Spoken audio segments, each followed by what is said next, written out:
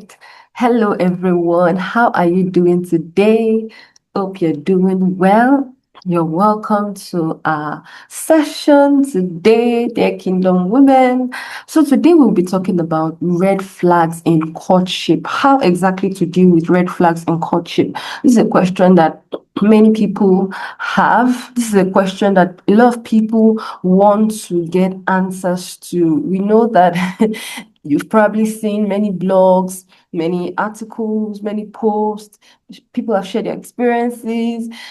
But let's talk about it today. Let's see what we can learn together from this concept. So, as you know, my name is Bliss Cephas-Alokan, and I will be your facilitator for this class.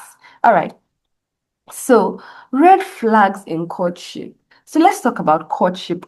What exactly can we say about courtship? Now, for us as Christians, when we talk about courtship, we're saying that there has been an agreement to begin a relationship that should end in marriage. Okay, we're saying that the both parties are not necessarily doing trial and error, but they have agreed that this relationship is ending in marriage. However, the fact that God led you to this courtship, the fact that God led you, the fact that you heard God, does not mean that that's the end. It's actually only the beginning, because it does not mean that the work has been 100% done. It just means that there's more work to do. Why? Because marriage is work. See, if you want to establish a godly marriage, you actually have to start from when you're courting, because whatever you do during your courtship will lay a foundation for your marriage. Do you understand? So, hearing God is not the end. It's actually only the beginning, because there's still more work to do. Work you have to do on yourselves, on the marriage, sharing your vision, talking about the kind of home you want to build, and so many things. So, let's go to the next slide and see what we have. So now when we say red flags in courtship, what exactly are we saying? Now, red flags in courtship means that there are signs you notice which probably indicate a warning, something that signifies a misalignment, like something is not right, okay? You're not comfortable with it. You notice something that causes, or that gives you worry, that makes you anxious, something that causes concern, that necessitates a need for thorough examination, sincere conversations, and change. Something you know that you do not want this to continue the way it is, and you know that if it continues that way, it will likely not only threaten your relationship, but also threaten your marriage in the long run. Okay, so now I'm going to be talking about red flags in courtship, but I want to talk about them in their categories that I have created. Okay, so some of you would see the examples of red flags that you know under this category. So the first I want to talk about is emotional red flags, and this is when someone struggles to handle their feelings in a healthy or stable way. For instance, you discover that the person is emotionally immature, the person is unstable, you're being manipulated in the relationship. For example, someone who's always saying, I will break up with you, I'll break up this courtship, or I'm only in this relationship because God said I should come, I don't really like you. You know, someone that uses those kind of manipulative words. That's an emotional red flag. Unresolved trauma, excessive jealousy, fear-based reactions. Someone who reacts to everything and anything, or people who react to everything and anything based on fear. Okay? Something that signifies emotional instability. Now, that's categorized under emotional red flags. Spiritual red flags. When we talk about spiritual red flags, we're saying that there's probably a decline in their relationship with God or spiritual beliefs. For instance, maybe this person or these people used to be very serious with their work with God, but all of a sudden they're backsliding. You discover a lukewarmness in the spirit, lesser spiritual commitment. You're no longer interested in going to church. That is actually a red flag, because not only does it affect their spiritual state, but it also would affect your relationship and marriage eventually. Someone who is inconsistent in spiritual matters. So you can categorize those examples under spiritual red flags. Okay. Let's talk about psychological red flags. Now, these are signs of unaddressed mental or emotional health issues. See, when it comes to mental health issues, it's not written on the forehead. So a lot of times when you see people, you will not be able to tell that this person has an emotional health issue. But the problem is, you can't sit and fold your hands when you identify or discover that something like this is present, because it would have effects in the long run. In fact, eventually your life may be at stake. So, for instance, mental health concerns, someone who struggles with identity confusion, who is always depressed. Some people might say once in a while they fall into depression, but then when you notice that despite the encouragement you are giving this person is still being depressed.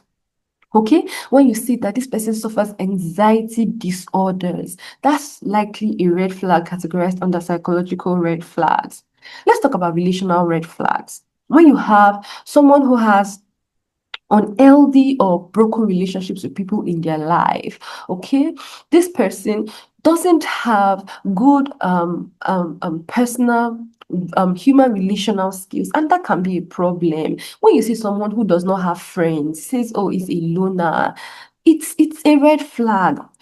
We were not, even God sets the solitary in families. We're not created to be dependent, to be independent totally. You need people around you. Perhaps the reason why they don't have friends is because they fought with everybody. Someone who always has toxic friendships, lack of forgiveness. They've cut off from everybody because they don't easily forgive. They isolate themselves from people. No regard for authority figures. Someone who has unhealed past relationships. They're the ones that will always say negative things about everyone and many people around them.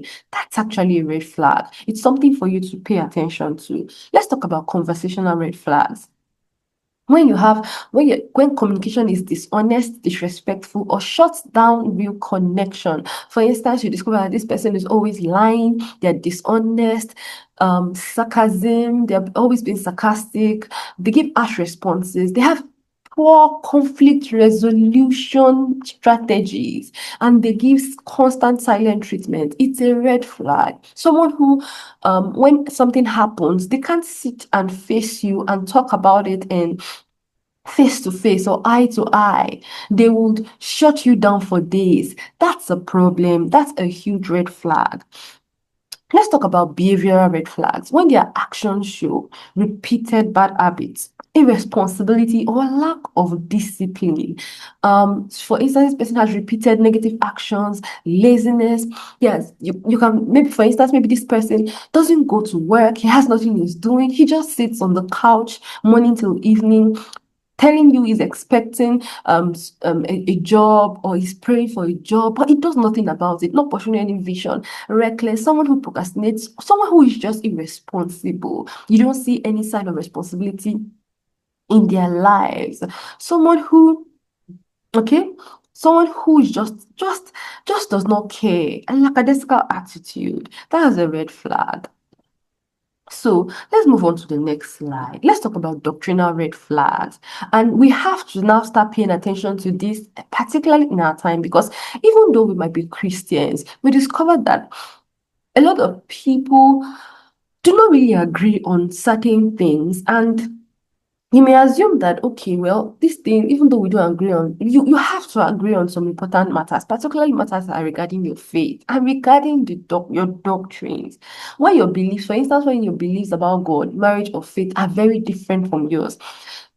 Some people might have different doctrines when it comes to, some people have different beliefs when it comes to maybe marriage. There are people that will tell you, well, they don't really believe in submission in marriage. What they believe about salvation is quite different from what you believe. And you don't discover that your Christian core beliefs are misaligned. That's a red flag, okay? Let's talk about missional red flags. When your life purpose or calling doesn't match or support each other, you find that there's a conflict of objectives. You can't come together to say you want to achieve something definite. You can't find both of you supporting yourselves to achieve your vision of what you feel God is calling you to do. For instance, no self-discipline. Oh, sorry, pardon me. For instance, lack of clarity in life's vision, okay, conflict of objectives and purpose pursuit, then no willingness to support what you do. That's a red flag. For instance, someone who would say, okay, you have to stop everything you're doing. You can no longer reach out to children. You can no longer write your books. You can no longer do this because this is what I'm doing. You have to put, now, I'm not saying that there will not be a time where as a family, you want to focus on a particular vision or a ministry you're building, but not someone shutting you down totally or not allowing you to find expression. That can be a red flag. Now, let's talk about ethical red flags. When their decisions show a lack of honesty, integrity, or self-control, for instance, no moral conduct, no self-discipline, no personal standards, ethics, as small as they are, it can actually be a red flag. It can be a red flag. It can cause concern. Let's talk about ecclesial red flags as well. Now, this has to do with when they avoid submission to spiritual accountability. Some people think they don't need anybody. They don't need any spiritual authority. They don't need to go to church. They can attend church online and not be connected to a local assembly. Now, attending church online is not bad in itself, but you have to be plugged to a local assembly. You have to be submissive to a spiritual authority. You have to have be submitted to a system of spiritual growth. People that resist corrections, they refuse to submit to discipleship. For instance, someone that will tell you, I can hear God for myself, I'm growing on my own, I don't need anybody to preach to me. That can be a red flag. It can cause concern. It should actually give you concerns. Now, how exactly should you resolve red flags in courtship? Okay. How should you resolve red flags in courtship? So I want you to take these steps. For instance, maybe you are in this condition and you feel like, hey, this course, this class, it's actually for me. I needed this. So how exactly can you resolve red flags in courtship? The first thing I would say is evaluate the impact of what you have noticed. Is this a deal breaker or a negotiable boundary? I'm going to talk about that very soon. Is it something that you know, hey, I've noticed this ends the relationship immediately? Or is it something you feel can be worked on, perhaps if you give the person time? Initiate a serious conversation. You actually have to learn how to initiate serious conversations. It can be hard sometimes, but then conversations that are hard are actually what you need. Don't assume you can tolerate everything. You have to evaluate situations critically, assess if there's improvement or change over a period of time. Okay. You have to discuss it. You might have to sit this person down and explain and say, hey, this is what I've noticed, and I'm not comfortable with it. You can't assume, you can't be mute. You can't get into marriage without concern in your heart. Whatever you don't resolve in courtship will likely still be a problem in marriage. And that's why you have to have that conversation. Involve a spiritual mentor or guide to address the issue. And this is why I always emphasize that courting couples should have somebody they are submitting to. Okay, they should have someone they are submitting to. Ensure that you have somebody who you submit to in your courtship. You can't undo some issues alone. In fact, when you get married, you as a man should have someone that you know, okay, this person can call me, can talk to me. You can tell your wife, or as a woman, you can tell your husband, if I misbehave, take this number, call this person. This person can call me to order. If anything happens and you can't confront me personally, call this person. Have someone like that in your life. Don't enter marriage with unresolved issues. Some things will not change because you're married. And don't compare yourself with others. What you think others can tolerate, you may not be able to tolerate it. So how exactly should you resolve them? Evaluate the impact of what you have noticed, initiate a serious conversation, and involve a spiritual mentor. Even before you end the relationship, make sure you carry the person you're accountable to along so that it can be discussed. And if the courtship has to end, it's ending on a mutual basis, on mutual agreement. Both parties understand why that courtship had to end. Now, I want to introduce you to something that we don't really talk about, but I think is important. And one thing I want you to do is also invite people to actually take this class. Invite people that you know need it to take this class. Let's talk about growth flags, okay? What exactly are growth flags?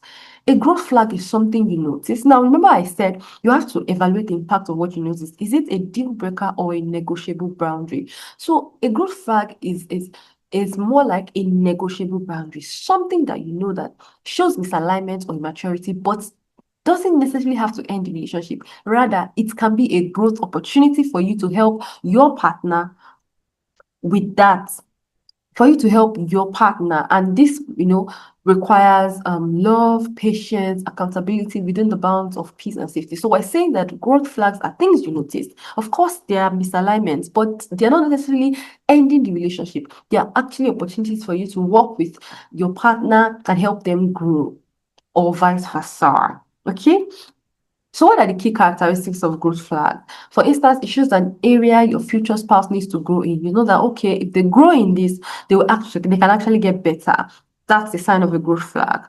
It's something you can negotiate. You can talk about, hey, okay, this doesn't have to end the courtship. I know that you can improve on it. Let's give it this amount of time and I know you get better. It doesn't violate your core values or convictions, and that's important. Something that it doesn't necessarily violate your core values or convictions, but then it needs to be worked on. You have peace about joining with them as they grow. And yes, watch, that, hey, okay, I am capable of working with this person to help them grow in this and improve. You're partnering with their growth and a vessel God can use for them. For instance, someone who is struggling with time management, but they are open to learning and improving. Okay. Someone who maybe at the point where you meet him, at the point where you meet him, he looks, let me say, he lacks manners or human relational skills, and they are ready to improve and develop it. You can actually work with them or work with him and help him grow. Okay, so you have to pay attention to how you relate to people. You can no longer treat people this way. You can no longer talk this way, and it can get better over time. So those are actually signs of growth flags. Now, I want to leave you with this.